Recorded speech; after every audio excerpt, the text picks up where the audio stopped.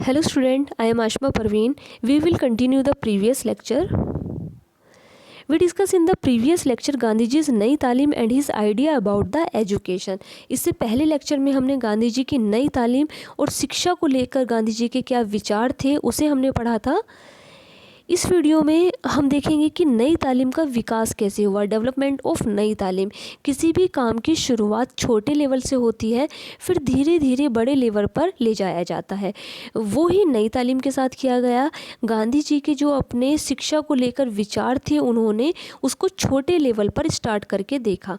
सबसे पहले 1897 में अपने ही घर में प्रयोग किया। उन्होंने अपने घर परिवार के बच्चों को शिक्षा के साथ साथ उद्योगों की शिक्षा देना स्टार्ट किया। उसके बाद फोनिक्स आश्रम में नई तालीम को 1904 में अपनाया।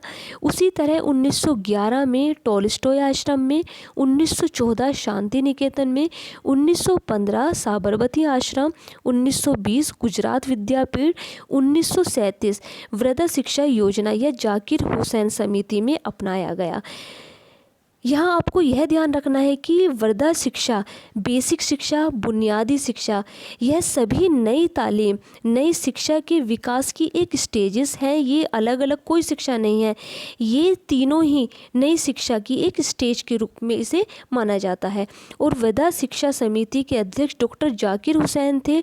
उनके नाम पर ही इसको जाकिर हुसैन समिति भी कहा जाता है।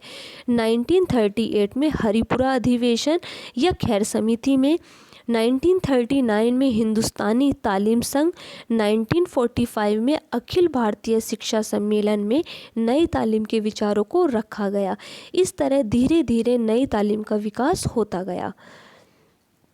आगे हम नई तालीम के विकास की कुछ इम्पोर्टेंट डिटेल्स देखेंगे। सबसे पहले from his own home, Gandhi ji first used the new training on the children of his house. He did not place his children in any hostel but gave them industrial education at home. Gandhi ji ने उन्होंने क्या किया, सबसे पहले अपने घर के बच्चों को ही किसी हॉस्टल में ना भेजकर उन्होंने घर पर ही रहकर उद्योगों की शिक्षा बच्चों को दी। उसके बाद फोनिक्स आश्रम में 1904 ईस्वी में दक्षिण अफ्रीका में फोनिक्स परिवार के लिए फोनिक्स आश्रम की स्थापना की गई। ये दक्षिण भारत की एक जाति का नाम है फोनिक्स, तो उनके परिवार के लिए इन्होंने फोनिक आश्रम को बनाया। इस आश्रम में शिक्षा में नई तालीम को अप्लाई किया गया। मतलब इस आश्रम में जो भी शिक्षा दी जाती थी वो नई तालीम के तथ्यों को ध्यान में रखकर दी जाती थी। इस आश्रम के बच्चे सभी काम स्वयं करते थे, जैसे साफ सफाई करना, हाइजीन का ध्यान रखना, इस तरह के काम। इस शिक्षा में चरित्र निर्माण का भी काफ़ी ध्यान रखा जाता था। बच्चों को बताया जाता था how to farming, how to gardening, how to cutting wood, how to digging net, मतलब खाना कैसे बनाना है, खेती कैसे करनी है, गड्ढा कैसे खोदना है। इस तरह बच्चों को ये काम सिखाए जाते थे ताकि बच्चे में सेल्फ डिपेंड या फिर स्वावलंबता की भावना आ सके। उसके बाद आता है शांति निकेतन। 1904 में जब गांधी जी दक्षिण अफ्रीका से भारत आए, तब रविंद्रनाथ टैगोर जी ने उन्हें एक निमंत्रण दिया शांति निकेतन में आने का, और वहाँ पर गांधी जी ने सभी बच्चों को सभी कार्य स्वयं करने की प्रेरणा दी। गांधी जी ने वहाँ पे बच्चों को वही शिक्षा दी कि सभी काम स्वयं करने चाहिए, वही cutting food, making vegetable, cooking, इस तरह के कामों के बारे में उन्होंने बताया।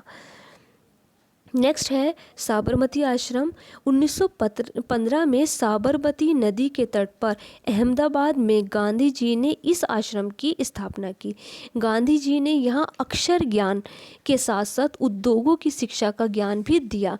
मतलब साबरमती आश्रम में इन्होंने बच्चों से कहा कि तुम्हें अक्षर ज्ञान के साथ साथ उद्योगों की शिक्षा को भी लेना है। नेक्स्ट है गुजरात विद्यापीठ। 1920 ईस्वी में गांधी जी ने गुजरात विद्यापीठ की स्थापना की।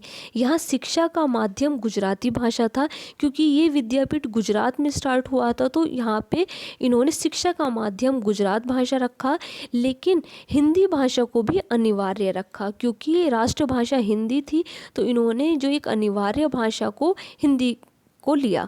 गुजरात विद्यापीठ में ही इन्होंने निःशुल्क व अनिवार्य शिक्षा पर बल दिया। मतलब सबसे पहले गुजरात विद्यापीठ में ही गांधी जी ने बच्चे की निःशुल्क और अनिवार्य शिक्षा देने की बात कही। नेक्स्ट है वर्धा एजुकेशन स्कीम। वर्धा शिक्षा योजना 22-23 अक्टूबर 1937 को वर्धा में मारवाड़ी स्कूल के रजत जयंती समारोह के अवसर पर अखिल भारतीय शिक्षा सम्मेलन आयोजित किया गया था, जिसे वर्धा शिक्षा सम्मेलन भी कहा जाता है, क्योंकि वर्धा जगह का नाम है जहाँ ये सम्मेलन हुआ था। गांधी जी इस सभा के सभापति थे। उन्होंने अपनी शिक्षा के विचार सम्मेलन में रखे, मतलब शिक्षा को लेकर उनके जो विचार थे उन्होंने इस सम्मेलन में वो बात रखी। इस योजना के साथ ही भारत में नई तालीम का जन्म हुआ। यहीं से उनकी नई तालीम की शुरुआत हो गई थी। इससे पहले इस शब्द का प्रयोग नहीं हुआ था। इससे पहले सिर्फ उनके विचार थे, गांधी जी के अपने शिक्षा को लेकर विचार थे, पर नई तालीम शब्द का प्रयोग नहीं हुआ था। यहीं से उनको नई तालीम का नाम मिला। नेक्स्ट है जाकिर हुसैन कमेटी। गांधी जी के प्रस्ताव को पारित करने के बाद सम्मेलन में गांधी जी की योजना को व्यवहारिक रूप देने, शिक्षा की एक विस्तृत योजना तैयार करने और नई तालीम का पाठ्यक्रम तैयार करने हेतु जामिया मिलिया इस्लामिया दिल्ली के तत्कालीन प्राचार्य डॉक्टर जाकिर हुसैन की अध्यक्षता में एक समिति नियुक्त की गई, क्योंकि गांधी जी ने वर्धा समिति में जो प्रस्ताव रखे थे उस प्रस्ताव को पारित करने तथा नई तालीम का एक करिकुलम तैयार करने के लिए यह समिति बनाई गई। क्योंकि इससे पहले गांधी जी वर्धा समिति में अपनी बातों को रख चुके थे, अब उस प्रस्ताव को पारित करने के लिए इस कमेटी का गठन हुआ, जिसके अध्यक्ष डॉक्टर जाकिर हुसैन थे। इस समिति ने 1937 और 1938 में 2 रिपोर्ट प्रस्तुत की। इस समिति ने इस योजना को नई तालीम का नाम दिया। जो इन्होंने ये योजना चलाई उस योजना को यहीं से नई तालीम का नाम मिला। उसके बाद आ जाता है स्वतंत्र भारत में नई तालीम या बुनियादी शिक्षा का विकास। मतलब 1945 के बाद क्या डेवलपमेंट रहे शिक्षा को लेकर, तो स्वतंत्र प्राप्ति के बाद हमारी सरकार ने बुनियादी शिक्षा को, जो गांधी जी द्वारा बुनियादी या नई तालीम की जो शिक्षा चलाई गई, उसे राष्ट्रीय शिक्षा योजना घोषित कर दिया गया। हमारी सरकार ने उसे नेशनल एजुकेशन प्लानिंग घोषित कर दिया और उसके प्रचार प्रसार के लिए अनेक प्रयत्न करने लगी। ये थी हमारी गांधी जी की नई तालीम। ये टॉपिक 2 लेक्चर में कवर हुआ है। एग्ज़ाम में गांधी जी की नई तालीम क्या है या उसके विकास के बारे में बताइए, इस तरह से पूछा जा सकता है, या इन किसी भी समिति के बारे में शॉर्ट क्वेश्चन भी बन सकता है। Thank you students.